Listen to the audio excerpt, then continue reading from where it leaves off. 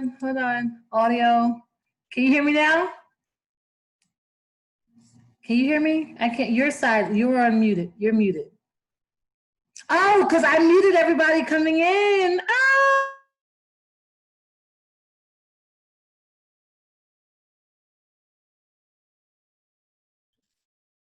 Hello?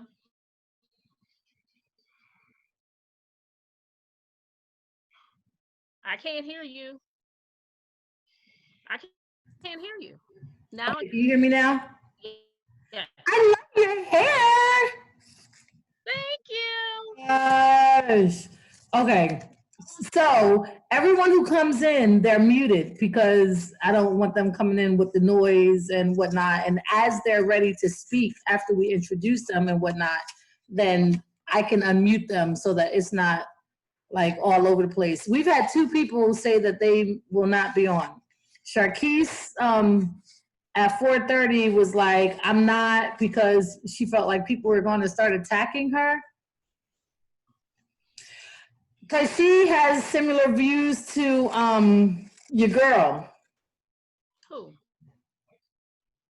What's the lady's name? The black girl that loves Trump. The one. Oh, Candace.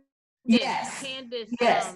So she has very similar views that are in line with Candace's, which is why I was like, some of the questions, they're not going to talk for 3 minutes because they don't, that's not what they were connected to or whatever. And Dr. Lawrence said that he wrote his thing up and sent it to me.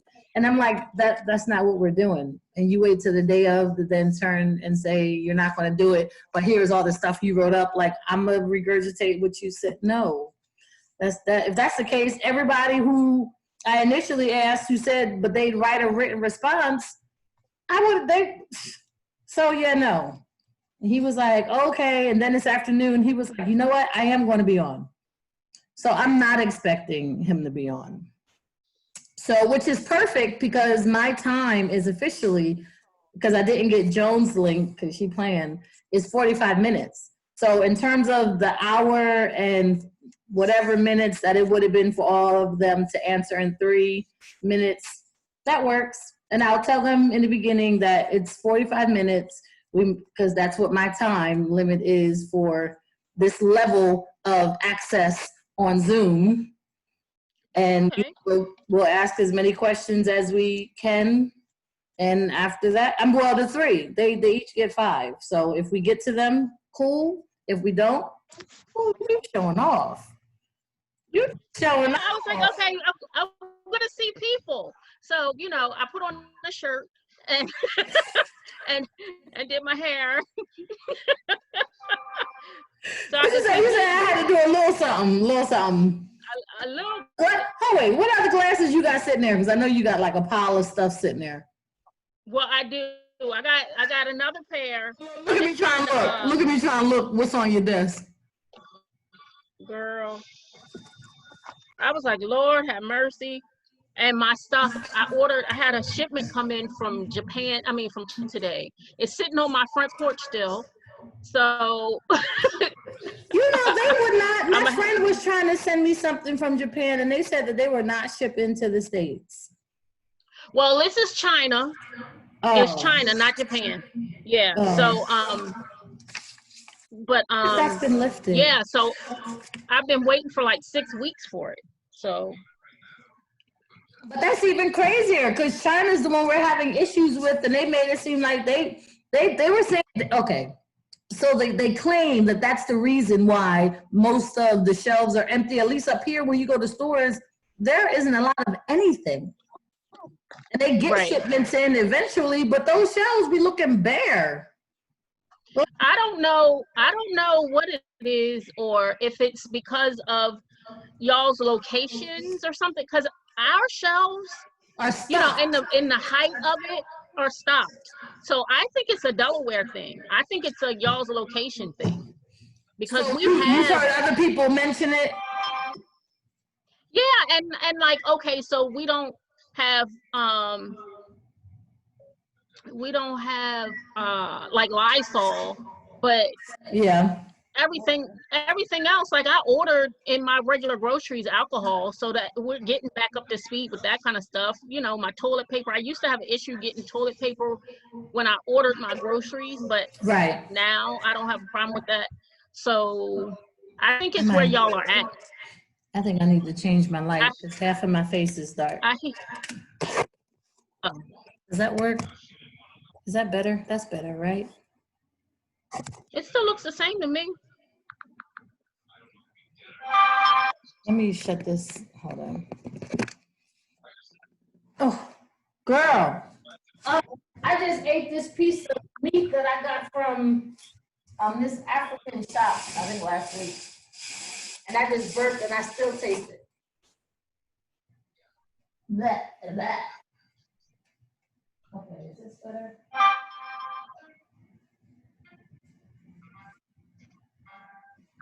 Is that darker? Is that the same? Oh no, that's real dark, isn't it? Oh no, that's better.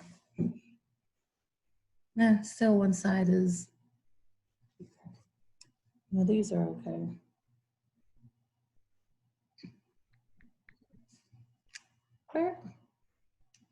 Where is this one? Girl, so we'll see. Not Namide, I know she's going Namide. She'll probably pronunciate her name because I always ruin it. Ron Christopher Osborne Williams, he's going to be on. Carla's going to be on. So I think it's just. Does he like to be called by all his names? He doesn't mind, but I think I'm the only one who does it. Oh, okay. If he's in trouble, I think other people call him his full name. Or if he's being introduced, they call him his full name. But I think Ron Osborne Williams, I don't think they typically say Christopher. Hello. Hi, Sharkees! You will be missed. We're making sure the Zoom is set up. So we're on getting situated. For those of you who don't know, we are going to have a conversation, building amicable relations. Oh, and my board just split. Building amicable relations. So we're going to get the perspective of people from around the way, just people, family, friends, and see what their views and opinions are. We have a list of 11 questions. They'll be asked, 5. And we have 11 that go in and we'll pull them out randomly. So they'll ask the questions. It's not a debate. It's just a chance for people to share their views, their opinions, and their ideas. And to hopefully give people an idea of ways that they can impact change in their communities or things that they can do in their specific areas. I know there are a plethora of people who feel a variety of ways about everything that is happening right now. And my hope is that this conversation or this opportunity for our guests to share gives people an opportunity to hear a variety of views and come to their own assessment in terms of how they can either impact change or they can get a better understanding of how people are feeling about everything that's happening right now. So we have a moderator. Everyone who comes in will be muted. We have about 45 minutes because I do not pay for Zoom. So we have about 45 minutes to share and exchange information. And we are going to be on. So if you have the link, I put the link in most of these forums. So I put the link in. So if you want to join us, you are welcome to join us on Zoom so that you can see the people who are participating. And if you have, questions, they will not be asked during this conversation or share. But if you want to DM me or you want to participate in one later on, you're welcome to DM me and we can do it again. This is my first one, you guys. Yes, I know we do the Wear Your Crown speaker series, but this is different. This is a different chair. So make sure you join us on Zoom, because if you're not on Zoom, you won't see the participants. You'll just really maybe hear them and see me, which may not be so interesting. So hello. So we're over on Zoom. If you go back to my account, the link is over there in the comments with the picture, which I don't have, but which should be posted on my page. Okay. Let's see. Not right now. Oh, girl, why? I just heard somebody talking and it was coming He from knows. here, but that's your side. Oh, yeah, I was talking to my mom. I told you that stuff is still on my front porch, so I told Xavier he can get them, but after the Zoom. Okay. Hello, Annette. Mommy said hi. She said hi. Is she living her best life, or are you boring her, Denise? Huh? After this? Yeah, I'm just got the strawberries preparing now. Okay. She's making strawberry shortcake. Okay, so. Oh, you heard her? Yeah. So we are recording here on Zoom. Mm-hmm. I'm hoping to cut and paste it like later so that I can share, hi, so that I can share pieces, especially if they have events, activities, or books, or like, because some of them write, some of them have published work, some of them have podcasts and things that they're on. So if they're like, you know, we're talking about these things and we're hosting, like Namia Day is, I know she does that. So if she wants to share, then I can cut and paste that piece and push it out later on. Hello, you guys. We are over on Zoom. So I'm encouraging you guys, if you see the link, if you go back to my page, I think this is Facebook and this is Instagram. If you go back onto my page, you'll see a little flyer. In that, hey, Dr. J, in there's a link to the Zoom. So you want to head over to the Zoom. If you stay here, you'll see me the whole time and you will hear the conversation, but you won't see the participants unless you are in the Zoom. But I wanted to make sure I included everybody on my different platforms, at least how many I can get on. Backup phones come in handy so much. That's what I'm using. Well, you know, I don't do any of this stuff. So I was like, let me get on here early. So I know ever. Yeah. Yeah.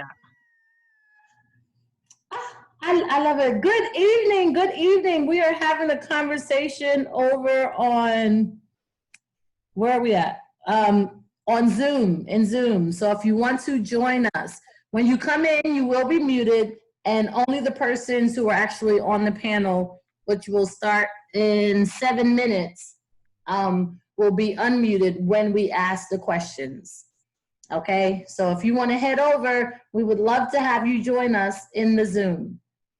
Okay? Hi! How are you? Hello. We have our first participant. So we're waiting for our other friends to come on. I don't think Dr. Lorenzo is joining us, but Ron, Namia Day, and Carla and Sharkis will be joining us this evening. So Denise is actually going to be the moderator. I don't know where she comes up on your screen. So I'm going to introduce everybody and say what we're doing.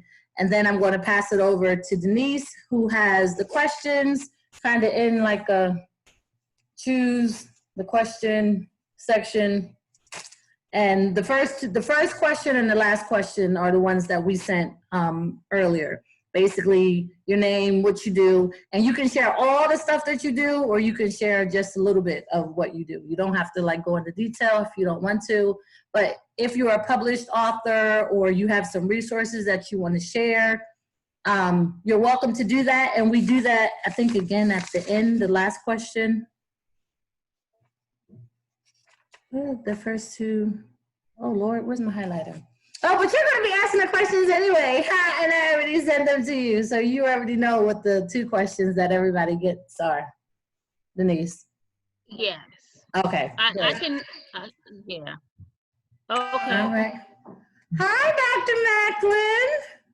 Thank you for joining us. We're going to get started in about 6 minutes.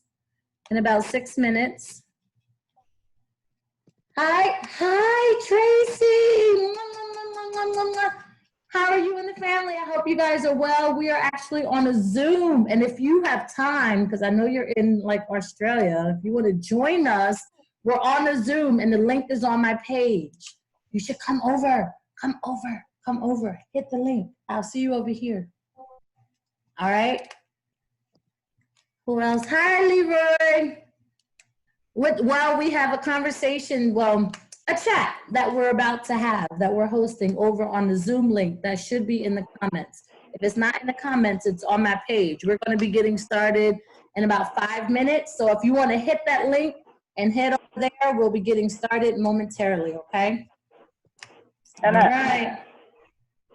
Annette, Yes. should I leave the Zoom? I'm just listening. Should I leave the Zoom? Oh, it's up to you. I allow everyone who comes in will be muted, but when it's time to talk, I unmute them or they unmute themselves. So you don't have to be visible if you're not like talking or speaking. Okay. All right. Dr. J, I will see you on Wednesday. Uh-oh, where did my things go? There they go. All right, so we have about 4 minutes. We're going to get started in about 4 minutes. So if you want to head over to the Zoom,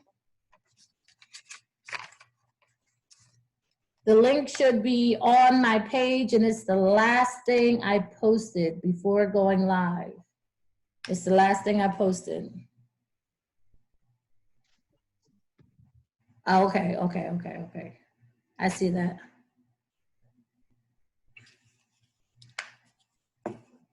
Oh, I had music playing. Where'd my music go? I was like, ooh, let me try to be fancy and have some theme music coming in. I didn't hear it. No, I apparently turned it off or paused it. Oh. But guess what it is? Can you hear it? Mm-mm.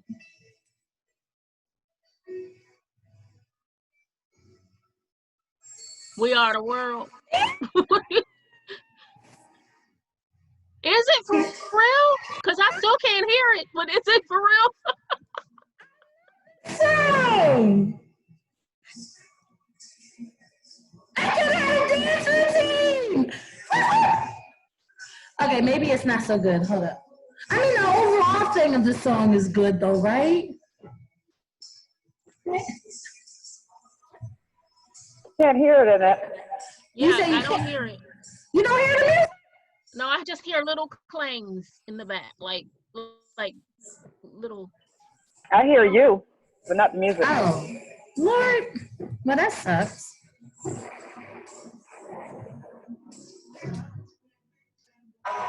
that help?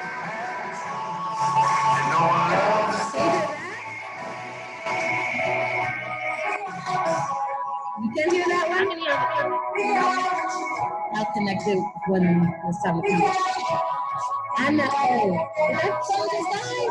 Ooh, yes it did. I'm sorry, y'all. You were just on Instagram. I lost you. I'm sorry. The phone just died. It died on me. I was charging. Look, charging. Disrespectful. That's why it's a backup phone.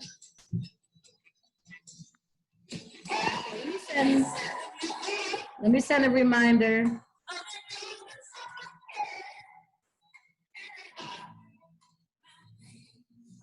Oh, that's Denise. And Carla. And I know the midday is coming. Let me see, we got 4. No, that's. Yeah.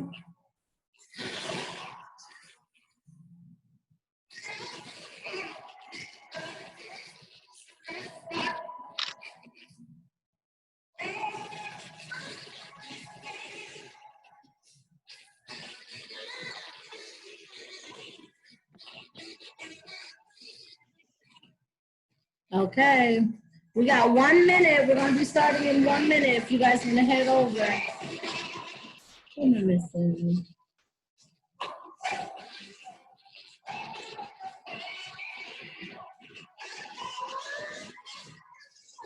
That's my girl.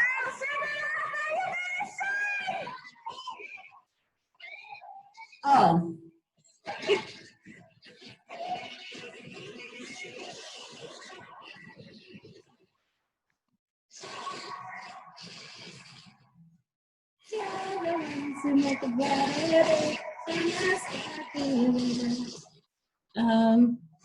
Like I said, Carla, oh, Namide.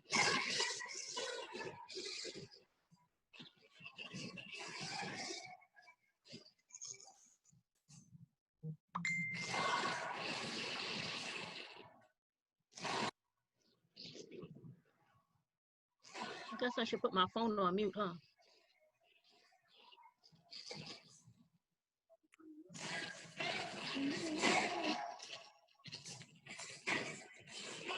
Okay.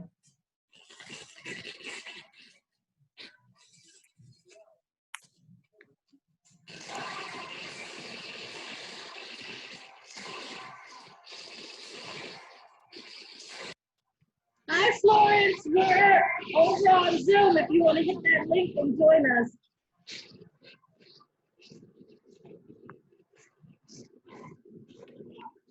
Okay.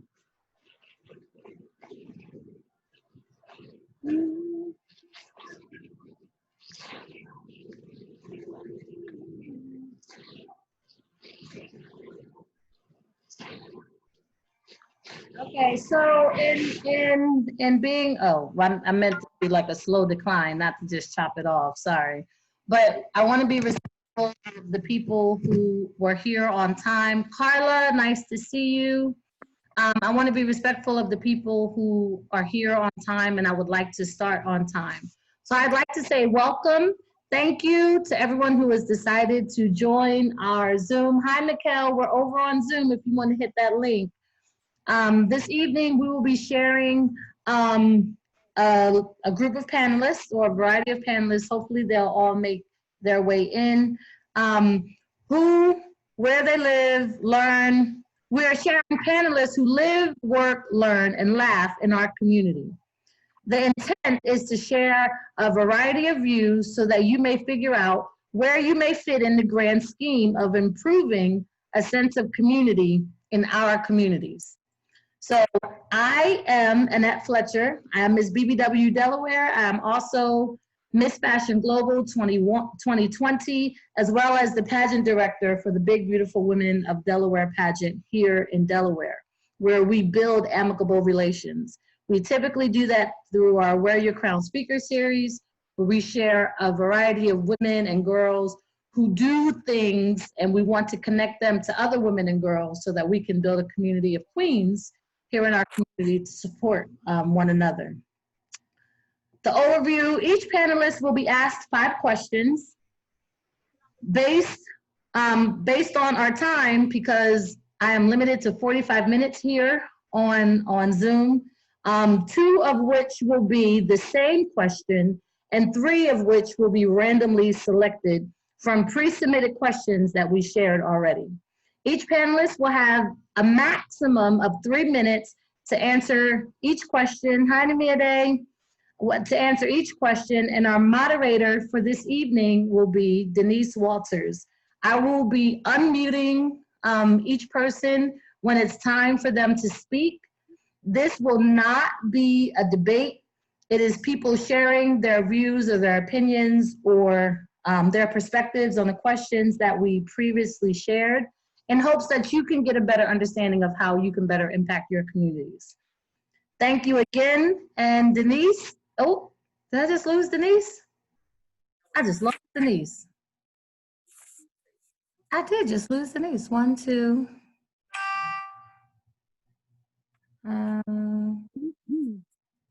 Okay, so I just lost my moderator. So until she comes back, I will host. So the 2 questions that we sent for everyone to ask was, I believe, basically you introducing yourself. So we will start with Carla. So our two panelists who are going to be sharing with us until our other one comes on is Carla Cruel, if you want to wave. And Namide, if I ruin your name, I'm going to unmute you so that you can help me say this correctly. Can Nimade. Nimade Biwa, right? Bewu. One more time. Can you say it one more time? Yeah, Nimade Bewu. Nimade Bewu. Okay, and I'm going to write that down so I can hopefully say it correctly. Okay. Nimade Bewu are our two panelists who are joining us. And if our other panel comes on, then we will include them. So we will start with just basically introducing yourself, what you do. Oh, there she goes. Welcome back, Denise. So I'm unmuting you so that you can start. I'm sorry. Are you good? Can you hear me? I'm good. It's so, like you froze and then you went away and I was like, oh God. I'm back.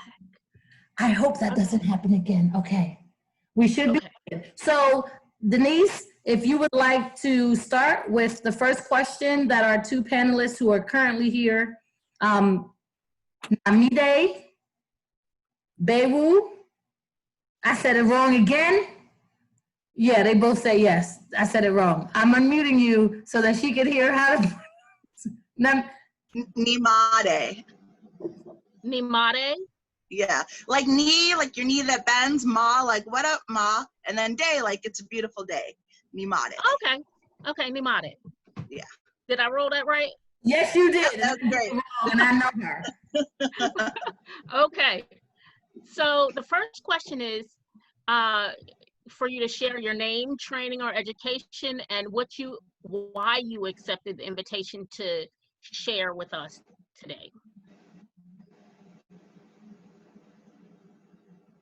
Hello? Oh, I'm still unmuted. Am I going first? Okay. Hi, my name is Nimade Bewu, and I am newer to Delaware. I've only lived here for about 2 years. Of my education, I grew up in upstate New York, so I went to high school up there. I went to college. I got my associates up there before moving to Florida for a few years, and then now I'm here. The reason why I accepted the invitation is because I always feel like communication is one of the best ways to really get to the heart of issues. A lot of us talk online. I'm guilty of it. I write like sonnets on my Facebook page about my thoughts and my feelings, but as great as it is to read and to watch videos and stuff, it's even better to engage in conversation. So I thought this was a great opportunity to do that. Nice. Well, thank you for joining us. And who's the other panelist in it? Carla Cruel. Okay. So are you going to unmute her and then you want read her the same question? So my name is Carla Cruel. I have an undergraduate degree in education from Drexel and a master's in criminal justice, and then I'm a JD from Drexel University as well. So I'm a lawyer, currently a lawyer. I used to be a school teacher. Grew up in West Philly, moved to Japan. That's sort of my educational background. And so I taught in Japan, taught in the US, and now I practice law. I'm considered a social justice attorney. I have my own law practice where I work on a sliding scale for clients. And then I think the second question was why I was asked to be on here. Why you accepted the invitation? Why I accepted. So one, I was asked by Annette to do it. And I know that everything she's involved in is about uplifting other people. So I just wanted to be a part of trying to help support and uplift others. Thank you for being here. So our other person who just arrived is Ron Christopher Osborne Williams. And he's down at the bottom. I can unmute him.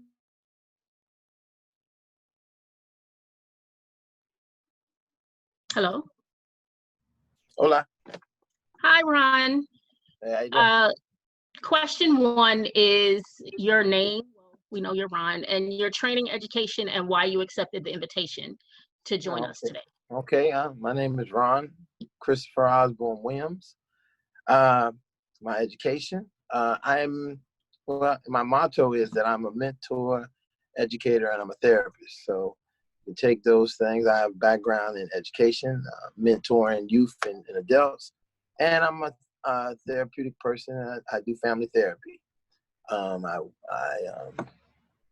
I'm presently in the last process of defending my dissertation on engaging men into therapy through a family structure program. And so I joined this meeting because I think I'm going to bring a part of society we don't get to hear from. And I consider myself sometimes the spokesperson for a population of men who are fathers who are sometimes silent. I know that we think that men rule the world, and but they are a silent population that sometimes don't express their emotions, their feelings, and their ideas. So sometimes when you're a person who hears them, you want to advocate for them. So that's why I accepted this invitation. Thank you for joining us. So Annette, do you want me to just go into the next questions? Yes, please. Okay. So your first question, how are we going to do this? How do you want me to just? You can, if you want to keep that. Just go in a And circle? when you pick the questions, yes. Okay. So our first person was Candace. Was that right? Candace? No, she's she's just watching. Nima Day was our first one. Okay. Okay, Nima Day. Am I going to be first every time? Yes, ma'am. Yes, but the questions I'm vary. just going to keep the circle. I'm just going to keep the circle going. All So the first question I have for you is, would reparations for African Americans bring changes regarding disparities? Do you feel that they would? I feel that they would, depending on how they were used. To be honest, my personal views on them is at this time, it's hard to really say exactly like which family should get individual reparations. And I feel like there's so much need in the community that I'd love to see reparations in that format, if that makes sense. So we have a lot of schools that are in need. We have community centers. We have areas lacking in education, just in the community in general. And so I feel like if we could take the reparations and divide them up by cities, put them into housing, put them into mental health care, there's so many areas of need where just that little boost of money that we, our population didn't necessarily have before, if we could have it that way and reparations could be used that way, I think it would be very beneficial and effective. Thank you.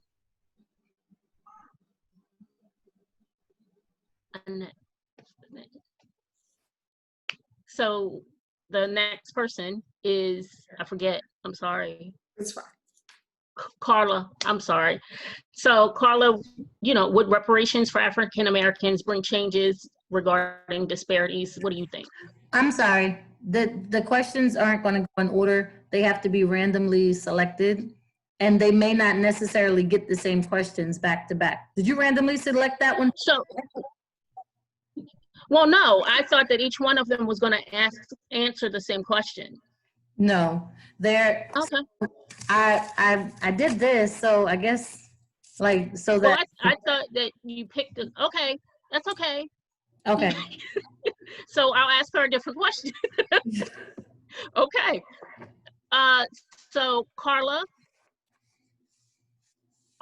issues which you believe are surrounding the protests applicable to you, and how? Well, I think they're applicable to everyone. I think that to say that you live in America and issue concerning Black lives, Black death, whatever terms you want to use, it obviously affects me. I'm a Black woman, right? So I have nieces and nephews. I do recognize that there are certain privileges that come with education and economics in America, even if you are Black. And so the experience is going to be a little bit different. Hi, we are over on the Zoom. If you want to join us, in the comments. From an economic perspective, but so yes, personally, it affects me because I am concerned about people losing their life. I'm concerned about the fact that we've been stuck in the same cycle over and over again. We're talking about, some people recognize the full history of riots or protests, and I hate using the word riot because actually historically, when they were saying riots, it looks very different than what we associate with riots now. It's not the exact same thing, but there's been racial uprisings throughout American history, and they'll continue to be until we fix the system. So yes, it affects me. That's what I think about. I am working on projects that I would say are things that I was doing before. I am going to better be able to facilitate them now because of the protests in ways that I couldn't do before because people weren't woke. Right. Awake, not like I'm woke. So. Right. Right. Thank you. And Ron. So Ron, how has COVID impacted your community?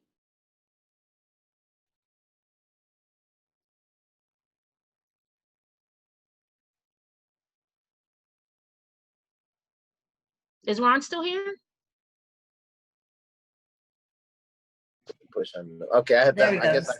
I push on mute manually. How does COVID impact my community? My macro community or my micro community? That depends on the question. When you look at how it is affecting where I'm at right now in the state of Florida, initially I believe you have a place where people want to do what they want to do, so it wasn't affecting them at all. So. And let me say the difference in cultural places. I traveled north of where I live. I live in mostly urban. I work in an urban community, and I live in an urban community. And everyone, basically in those communities, are masked up and gloved up and all those things. And I went to another county that wasn't urban community, and nobody had masks on. So I assume that it is affecting the community different. That might be the reason why the state's numbers is so high, because there are people who don't feel like they want to acknowledge that this is something that will affect them. So they're not participating. But I know that in a strong sense of working in my micro community, it is what it is, but it's very dangerous for us because we already have a higher health risk than the other communities. I just recently on the news, I barely watch the news, I just happened to watch the news, and 2 teenagers, a brother and a sister, both died of COVID. Now, I don't know if they died of COVID or that's what they said he died of, but you can imagine in a family where you have 2 kids that are in there and young teens, late teenhood, both die of COVID. That's a serious situation. And you weigh it out that some people walking around like they don't even care. So it is a severe thing, but I think some people also, you have the skeptics who believe that the idea that there's 1,000 of other things that are killing us in a higher rate than COVID. So, I can understand that part. COVID didn't stop any of the Black people that were killed recently by the police, are in their own community, I mean, I seen a horrific video yesterday where a guy walking across the street in New York City holding his daughter's hand, and people shot him in the back 4 times. COVID don't got nothing to do with that. But here we are living in a society where, you know, someone makes one thing more important than the other. COVID is important, and it is, but I don't think it's the most important thing affecting a lot of people. I think it's affecting a lot of people who have underlying health issues, but in all, it probably doesn't affect everybody in the same.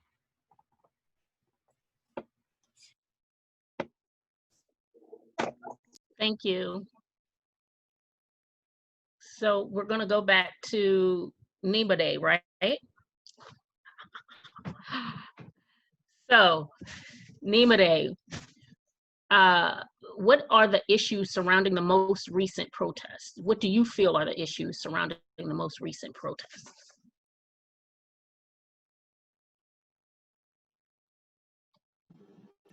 I mean, right now they're protesting several things, but obviously the biggest one being police brutality. That's the biggest underlying issue. That's what people are most upset about. That's what we've been upset about for years.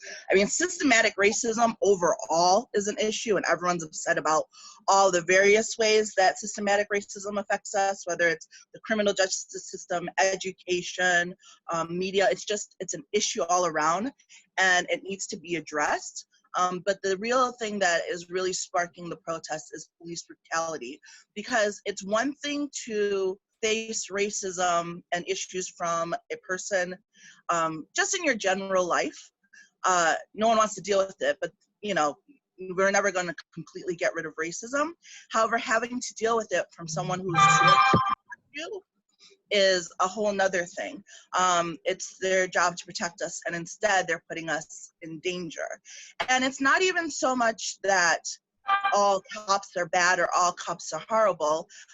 It's the fact that there's no accountability. There's a complete lack of accountability, and that's what allows, when things do go wrong, the cops aren't punished at a level where they should be, so they continue to do wrong things. And sometimes it's just a matter of them doing something not purposely vicious or malicious, just incorrect because they're not adequately trained, but there's still no accountability. And we all have accountability in our jobs, most of us do, and there should be that for law enforcement, and it feels like it isn't. And that's when we feel like Black lives don't matter, because you know, when we're harmed, we're not seeing anyone go to jail for it. I do have to say, though, I think one of the great things about the protesting is that it's making more people aware of the problem. Even though we've been talking about this for years, we've been protesting for years, being on our knees, wearing the t-shirts, but it feels like now suddenly people have woken up and they're trying to educate themselves more and learn more and get more involved. And I think that's going to make a difference, especially pushing for people to get more involved at the local level. Like, I never stop talking about that, because so many people during elections want to talk about the president, but things like police brutality, your mayor selects your police commissioner, your policies are put in by the police commissioner. There's so much stuff at the local level, things that your governor, mayors control. So having the ability to have more people recognize it and more people get involved at that level is a great thing. So overall, I'd say police brutality is the #1 issue, but within it, because people are waking up to other issues in racism, we're able to address and talk about other areas of systematic racism as well. Thank you. I'm gonna go on to Carla. And Carla's question is, what outcomes would you like to see happen? What steps are needed for this outcome to be reached? And we're talking, I wanted to make sure we were talking about in the context of the protest, right? Okay. Annette, yeah. So, yes. So my bigger goal, and I think that this has always been my larger goal, is that we literally actually get liberty and justice for all, right? We actually get to dignity for all. But what that looks like for me is that we need to rewrite the US Constitution. I think that so I'm coming from a place of being an attorney, right? So that's obvious going to vet me in a legal context. But the reason that I say that we have to rewrite the US Constitution is if, just like Nimade was just saying, when you have systemic racism. Well, systemic racism means that it's a part of the system. It's embedded inside of the system. And if the laws are the foundation of the system and the Constitution is the foundation of the laws, then you can't fix the system without fixing the foundation. That, sort of doesn't make any sense. So, and everything grows out of it. Our economic system grows out of the Constitution, right? Anybody who's watched Hamilton and loved it, but he's talking about the economic system. Our legal system obviously comes out of the Constitution. The electoral system, so our criminal justice system, our electoral system, all of these things are like stemming out of the Constitution itself. So I like to sort of describe these things in my head as I used to be a math teacher, right? So if we're saying we have systemic racism and we want to fight systemic racism in all of its parts, and so some people look at if you think of a prime factor tree, right, you got like 24, 6, 4, 3, 2, right, and you break it down to its very foundation. If you think of the US as a system, right, think of a math equation. What you do on one side, you got to do on the other in order for that equation to stay balanced, in order for it to keep working. So we have a system, we have an equation that is always working to maintain the power structure that was created in the beginning when rich land-owning white men defined people as only rich land-owning white men, right? So so that means all of, like, most of the rules and laws and the systems are growing out of property. Well, you have to have property in order to gain wealth in America, because that's sort of the foundation. Or by having property, you're safe from all these other things. So who didn't have property, right? And who still struggles to have property? So if everything is built economically off property, we're still going to maintain poverty and stuff until we change the very foundation of the system. So my hope and my goal is that all these different groups with different parts will, instead of, like, again, if 24 is the product, right, that would be liberty and justice for all. These people who are working on what they think is like 2, but they're really just working on 4 up here. I'm hoping for more people to come together and start looking like, wait, we got a problem up here and we got all these parts down here. We need to break it down a little bit further, attack each one of them so we can lead back up to actual, true, real justice, like what that really should actually look like. I don't think the United States of America has ever in its history seen liberty and justice for all. So the only way we're going to get there is to try a new formula. Thank you. Okay, so 7:30. So we're gonna move on to Ron. Yes, Ron, okay. And Ron, your question is, how can one support your initiatives for change if you have one?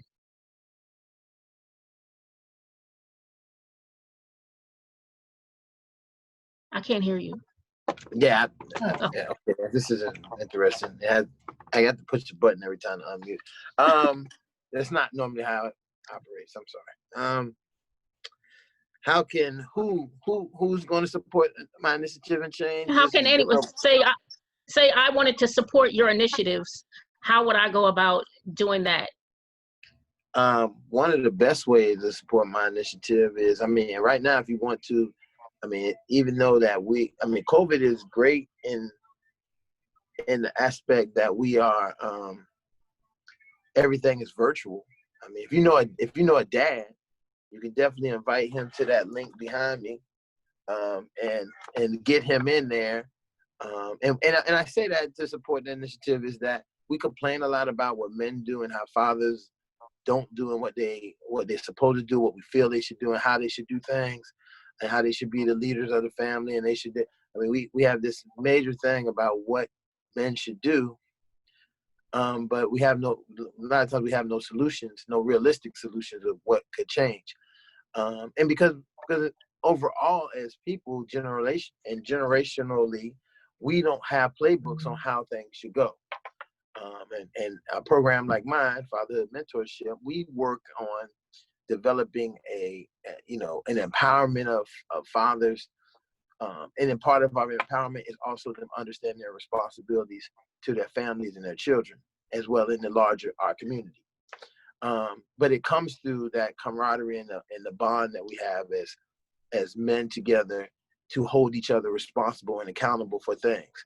I think that, when I think of the idea of, there's people who want to hold people accountable, and I think all the time, but they're not going to listen to you because you're their enemy in some sense. The reality, just like police brutality, you want to hold the police accountable. Well, they don't care what you have to say. That's why it's so important that other officers say something, not you, because they have to say you complain about it. But when another officer says, man, look, that's not right, that's not correct, we shouldn't be doing that, then a person can identify and normalize with the person that's on their team or with them or whatever. So definitely, I will, at any time, if you are able to, tell a father and let him know that when you see him doing what's right and what he should be doing, let's celebrate him. Let's empower him. We do that a lot with mothers, and I think we do that so much that we only feel the only real parents a lot of times as mothers. And I'll give you a perfect example. When a baby is first born and young, you go into the house and the father may have the baby, and every woman in the house says, "Oh, you're not doing it right. Here, give me the baby. The diaper needs to be changed. Oh, I'm gonna change the diaper." And at some point, it gives me as a man and father the idea that, hey, let's really let them do it, because I don't want to fight over doing something in that matter. Whereas when you find fathers who have had to raise their children on their own, they do quite well. We have parents. Parents don't come in genders. You just have parents. But you do have a thing that's important, that mothering and the fathering that comes from whatever parents you have. And that's another part that, helps kids in their development of who they become. And so, I am a father's rights person. I believe in fathers' rights, and as much as I believe in their rights, I believe in our responsibilities. So I guess that's the best way you can recognize and identify fathers' rights. And when you recognize their rights, you can hold them to accountability. Thank you.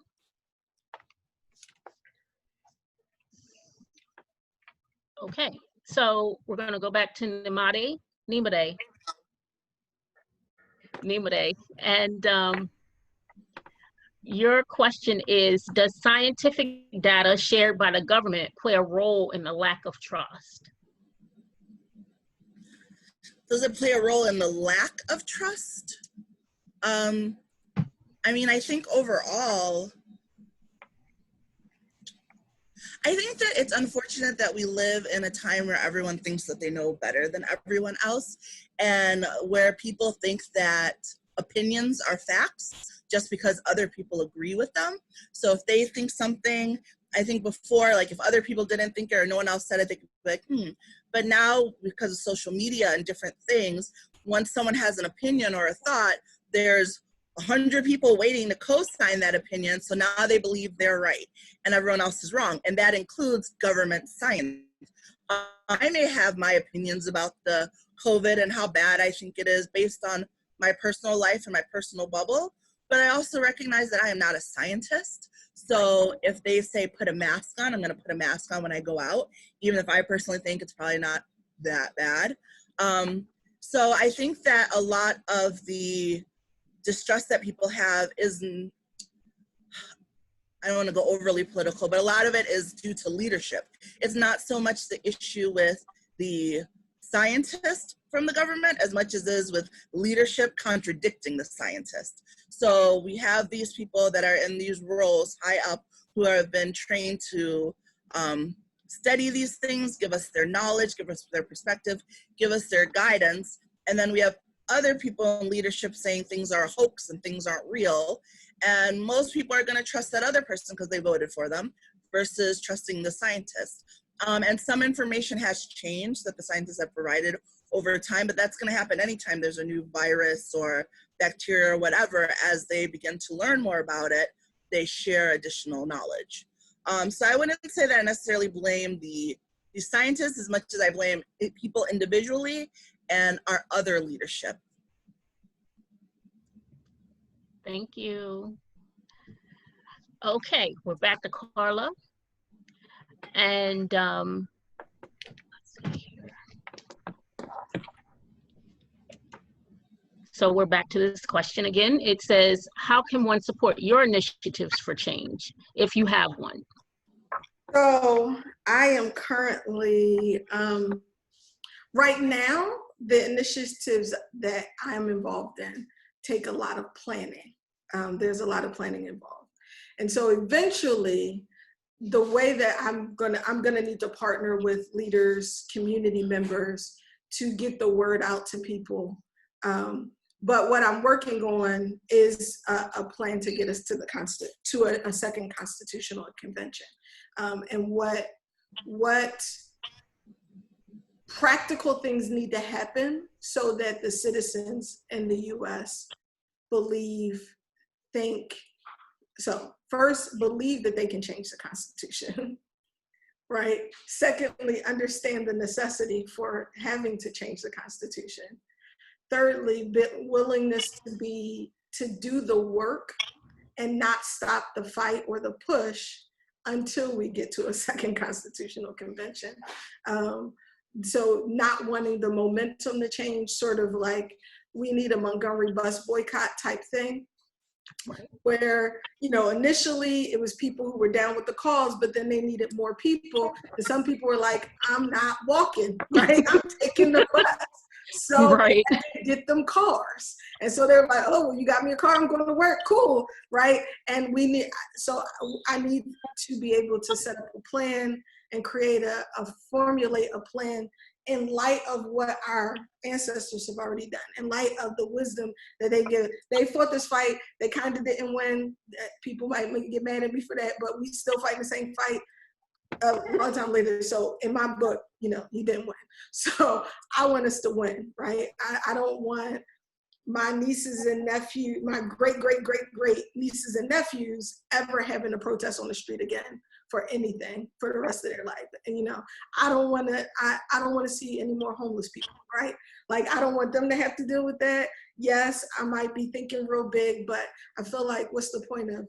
So all the work that I'm doing is I'm doing some planning, and then when infrastructure is in place, I will be handing that out to people in the community for how we can go and knock on doors and make sure everybody is literate and everybody understands how the financial system works and how the legal system works. And if they understand that, then they will also start the process of being empowered to get involved with making that change themselves. So about how long do you think that would take? So with the move of the social media right now, how long will it take for me to make my plan? Probably less than 30 days. But yeah, I have a team of people. We've been talking and working on this for a couple of weeks. How long do I think? I don't have the current connection yet to mobilize enough people, but what I'm working on simultaneously is creating relationships with coalitions all around the country. So y'all Black Lives Matter, cool. Y'all Greenpeace over there, cool. Y'all poor workers' rights over there, cool. You anti-homelessness, you're anti-incarceration. Whatever your group is, I'm going to talk to y'all, hand y'all a pamphlet and say, if you want X for your group, if you want to win, this is the process to win it. And so handing all that stuff out to people. Now, how long it's going to take for us to get people on the street feeling this, I haven't figured that out yet. That's a part of working on the plan. Gotcha. Thank you. Yeah, I find it really interesting. That's why I added on to that question. I'm sorry, Annette. That's all right. Stay in touch and I'll give you information as I get it. Okay. So, Annette, we're getting down to like the last 5 minutes. You want? Okay, so I think we did like a circle. It looks like they had at least 2 questions, including the initial one that they answered. So we can wrap up with, if you have the last one was kind of if they have an initiative, a book, resource, something that they want to share, they want people to connect to. If you want to share that, we are recording this, and I will take that snippet and reshare it later on. So this is your closing to kind of do your promotion for whatever your initiatives are, and we'll continue to share it after this. Okay, so I think we would be at Ron, and then we'll go to Nima Day, and then Carla. Okay. Did I do that right? Everybody got at least 3 questions, was that right? Because it should have went back to Namia Day. Oh, I did do good? Okay, all right. Ron. Check 1, 2. Oh, okay. I guess it's already open. Well, I mean, like I said, if you know, but I'm always saying, if you know any fathers, especially since we're in COVID and we do most of our groups right now presently on virtual on our GoToMeeting platform, we definitely, you know, we just to even you told them, hey, go check this out, see what it is. We will be having a graduation this weekend. On Sunday, it will be, you know, it's going to be a private Zoom graduation, but it will also be on our Facebook platform, and our actual Facebook platform is Fatherhood Mentorship Program. So you can look that up on Facebook. You can go to my own Facebook page; it will be streaming there. Our hosting agency, Healthy Mothers, Healthy Babies of Broward County, and we will be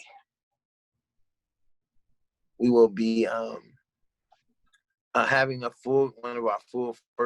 first live virtual graduation.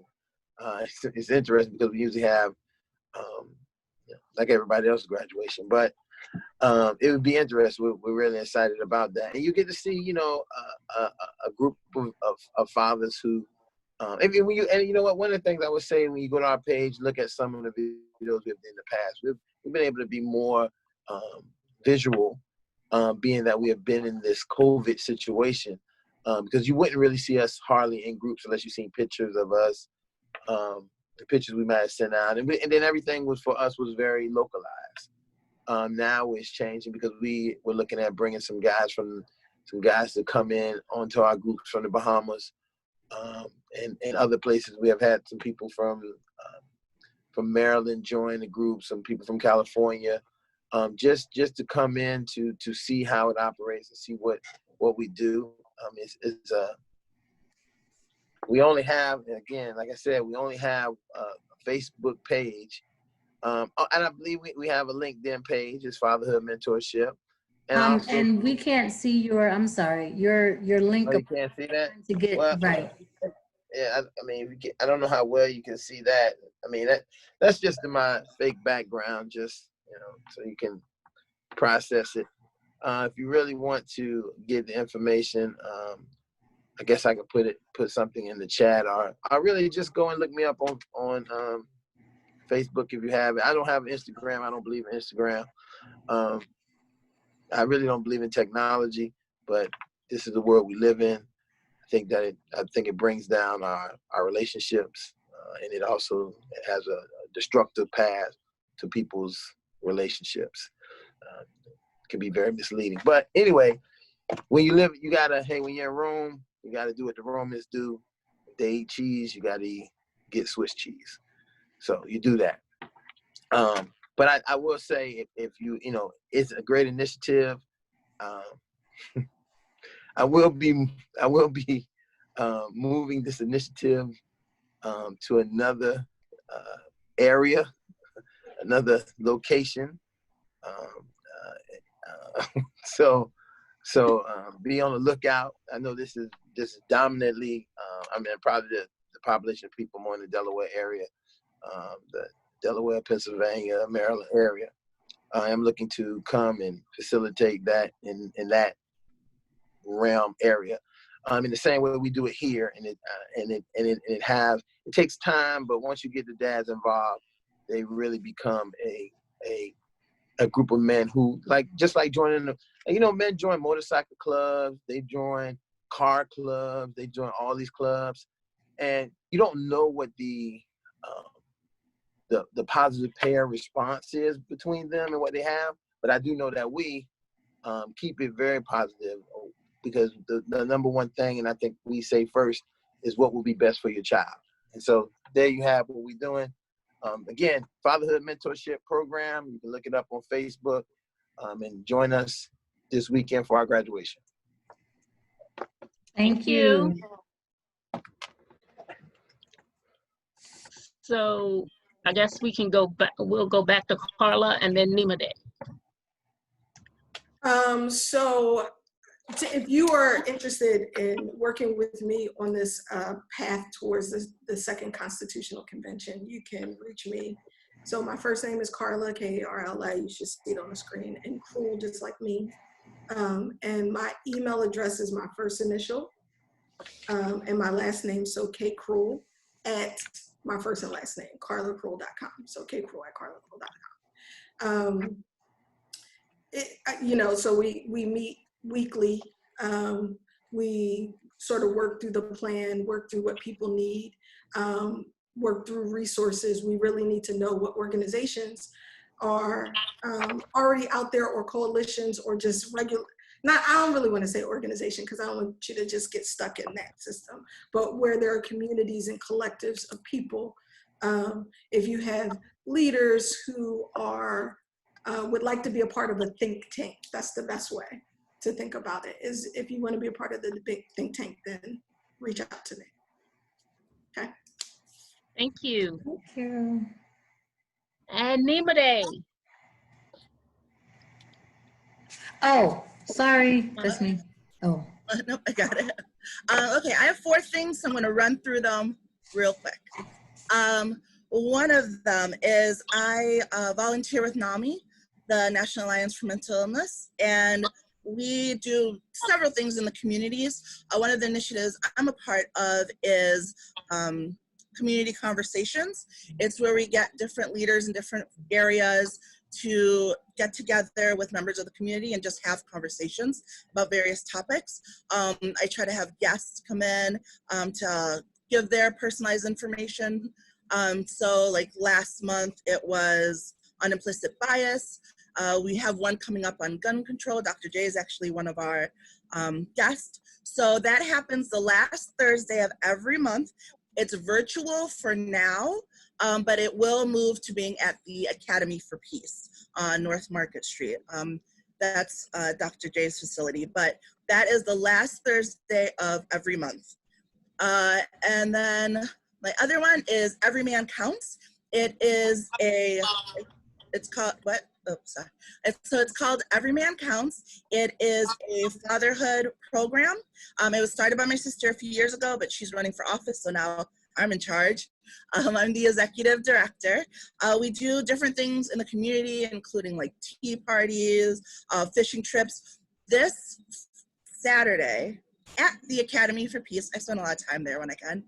This Saturday at the Academy for Peace from 3 to 5, we're going to be doing a mask and hand sanitizer giveaway. So if you know anyone in the community, have them come out for a free mask. You can find us on Instagram or Facebook. We're always trying to do different things in the community. And also follow us on Instagram because it's Black Family Month. And each Friday this month, I've been doing a live interview with different dads in the community on Instagram Live. So follow us. Next is Empower and Educate. I'm the program director for that. It's a program where we help kids and families in general in the community. We do a lot of different things. We try to specifically do stuff with the youth. This Saturday as well, we're having a dance-a-thon, a fundraiser for Empower and Educate and for our leadership team, because we have a group of youth leaders and they have a community project coming up, so we're raising funds for them. So it's $10 per household, but we actually have a few tickets to give away because a few people have donated to sponsor. So there's going to be different dance things all day that people can sign up to be a part of. And Empower and Educate, we do stuff year round, especially for Black History Month. We have our Black Excellence or the Black Experience, celebrating the Black Experience, where we do stuff all month. So you can find Empower and Educate on Facebook and Instagram as well. And then the last thing is just little old me. With everything going on with racism and just the climate of the country right now, I find, I grew up in a predominantly white community. So a lot of my friends were really reaching out to me, asking me questions, and it was a little overwhelming. So I actually decided to pull them together into a group. And so I've been facilitating weekly conversations about different topics. It's been going really well. So I'm working on bringing that to a larger platform to share with more people. So right now it's like a 9-week session. Each week I give them things to read and to watch. So like the first week was acknowledging racism. Then we had a week on the criminal justice system. This week it's racism in media. So it breaks down, because a large part of the issue with everyone right now is a lack of knowledge. It's like there's so much that we don't know. You know, people hear the phrase systematic racism, but what does it mean? Like, what laws are in place? Like, how does this stuff keep going? And people can't properly defend it if they don't know. So I'm trying to help them know. So I'm going to be rolling that out for individuals to sign up to do the weekly with me. And I'm also trying to make a curriculum that I can put together to offer workshops to different businesses and organizations, where we just come in and go over that stuff, because I really think that sharing this knowledge is the most important. So the best way to get a hold of me and follow me and see all the stuff I do is on Instagram. I live on Instagram. I'm That African Butterfly. I'm on Facebook too, but I'm mostly on Instagram. So it's That African Butterfly. My website, www.thatafricanbutterfly.com. Email address, thatafricanbutterfly@gmail.com. There's a theme. So just search for That African Butterfly. You will find me, and I'm happy to connect with anybody. Thank you. You're waiting for me? Yeah. Oh, well, that basically concludes our conversation, healthy conversations. And I would like to thank our moderator, Denise Watson. Walters Watson.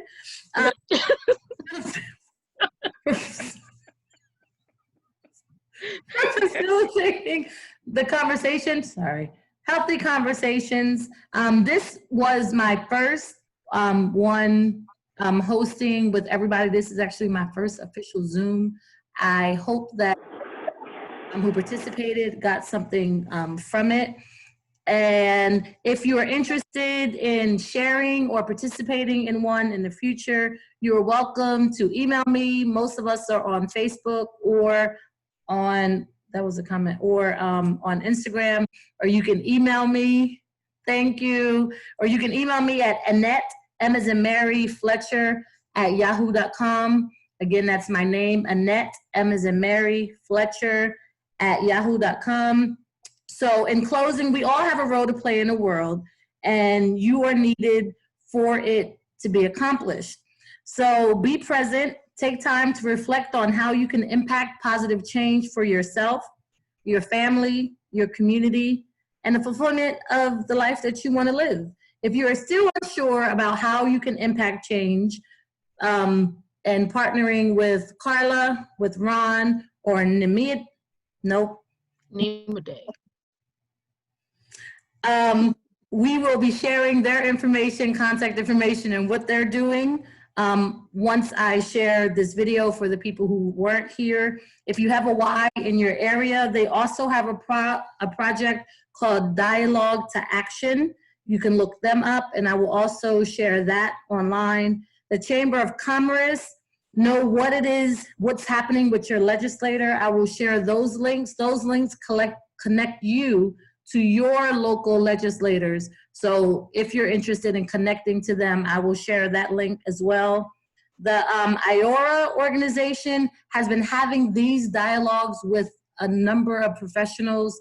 And if you're interested in participating or listening to some of them, they share them, and nowadays they are free. They typically are not, but that's the International Association of Official Human Rights Agencies, and they are nationwide, as well as the Division of Human Relations, and they host a variety of film and discussions.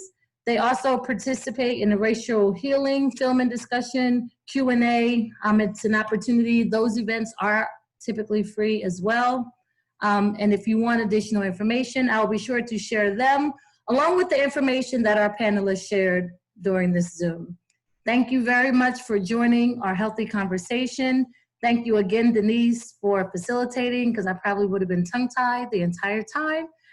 Thank you very much. You're welcome. Guys. Thank you both.